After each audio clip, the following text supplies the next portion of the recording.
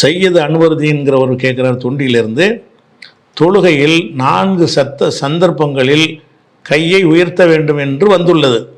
4 சந்தர்ப்பங்கள் தொழுகையை தூக்கும் பொழுது அந்த 4 சந்தர்ப்பங்கள் எதுன்னு கேட்டால், தொழுகையை தூக்கும் பொழுது 1, ருக்குவுக்கு செல்லும் போது உயர்த்தல் 2, ருக்குவிலிருந்து எழும்போது 3 என்று வந்திருக்கு ஹதீஸில்.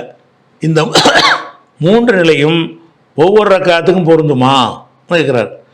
3 தடவை ரசூலுல்லாஹ் கையை உயர்த்துவான்னு வருதுல, ஒவ்வொரு ரக்காத்துலையும் இப்படி 3 தடவை உயர்த்தணுமா, அது அனைத்து ரக்காத்துக்கும் பொருந்துமான்னு கேட்குறார். உங்களுக்கு அந்த ஹதீஸுடைய வாசகத்திலேயே உங்களுக்கு தெரியுது எப்படி வருதுன்னு கேட்டால், நீங்கள் சொன்ன அந்த ஹதீஸுடைய வாசகம், அரபி வாசகம் வந்து புகாரில் 739 ஹதீஸ். அதில் என்ன வருதுன்னு கேட்டால், இதா தஹல ஃபி ஸலாத்தி, தொழுகையில் நுழையும் பொழுது, கப்பர, ரசூல் ஸல்லல்லாஹு அலைஹி வஸல்லம் தொழுகையில் நுழையும் பொழுது கப்பர, அல்லாஹ் அக்பர் என்று சொல்வார்கள். ஓ ரஃபா எதைஹி, சொல்லும்போது 2 கையும் உயர்த்துவார்கள். இது தக்பீர் கட்டி முதல்ல தொழுகையில் ஸ்டார்டிங் பண்ணும்போது. ஒய்தா ரக்கா, ருக்கு செய்யும் பொழுது ரஃபா எதைஹி, 2 கைகளையும் உயர்த்துவார்கள். அப்போ ருக்குவுக்கு போகும்போது இருக்க கையை உயர்த்திடுவாங்க. ஒய்தா கால சமியல்லாஹு லிமன் ஹமிதான்னு சொல்லும் பொழுது ரஃபா எதைஹி, அப்பவும் கையை உயர்த்துவாங்க. 3ஆச்சா? இதில் வந்து 2ஆவது ரக்காத் இருக்குல்ல, அதில் இந்த 3 வருமா? வராது.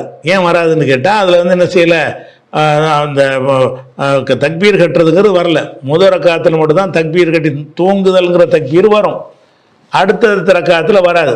அதே நேரத்தில் ஒய்தா காம மின ரக்காத்தைனி, 2 ரக்காத்தை முடித்து விட்டு எந்திரிக்கும் பொழுது ரஃபா எதைஹி, ஏன்னா அத்தையாத்தில் உட்காந்துடும்ல, ஏறக்குறைய ஒரு பாதி தொழுகை முடித்த மாதிரி ஒரு அர்த்தம் வந்துடுது அதில்.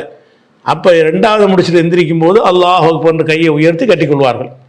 அப்போ முதல் ரக்காத்தை முடிச்சுட்டு 2ஆவதுக்கு எந்திரிக்கிறோம்ல, அதுக்கு கையை உயர்த்தல் கிடையாது. அப்போ அதில் 2 தடவை தான் கையை உயர்த்தல் வரும். முதல் ரக்காத்து செய்யலாம், முதல் ரக்காத்தை முடித்து சைதாவுக்கு போயிட்டான், சைதாவிலேருந்து எந்திரிக்கிறான், எந்திரிக்கும் போது சும்மா கையை கட்டிக்கிற வேண்டியதான். மறுபடியும் ருக்குக்கு போகும்போது கட்டணும், ருக்குலேருந்து எந்திரிக்கும் போது, அது 2 தான் எல்லா ரக்காத்துக்கும் வரும். முதல் ரக்காத்தில் மட்டும்தான் 3 வரும், 3ஆவது ரக்காத்துக்கும் 3 வரும். 3ஆவது ரக்காத்து 2 முடிச்சு 3க்கு எந்திரிக்கிறோம்ல, உட்காந்துட்டு எந்திரிக்கிறோம்ல அத்தையாத்தில், அப்படி வரும்பொழுது அந்த நேரத்துக்கு கையை உயர்த்தி கொள்ளணும் தக்பீர் கட்டுற மாதிரி. அதாவது 1ஆவது ரக்காத்தை முடிச்சு 2ஆவதுக்கு எந்திரிச்சோம்னா அப்படி எந்திரிச்சு சும்மா கையை கட்டிக்கிறணும். 2ஆவது முடிச்சு அத்தையாத்து ஓதிட்டு மறுபடியும் எந்திரிக்கிறோம்னா கையை உயர்த்தி கட்டி கொள்ள வேண்டும். அப்போ 1 விட்டு 1ன்னு கணக்கு. முதல் ரக்காத்துக்கு 3 தடவை கையை உயர்த்தணும், 2ஆவது ரக்காத்துக்கு 2, 3ஆவது ரக்காத்துக்கு 3, 4ஆவது ரக்காத்துக்கு 2, 1 விட்டு 1. அந்த மாதிரி தான் அந்த ஹதீஸுடைய வாசகத்திலே வருகிறது. அப்படித்தான் உயர்த்தி கொள்ள வேண்டும்.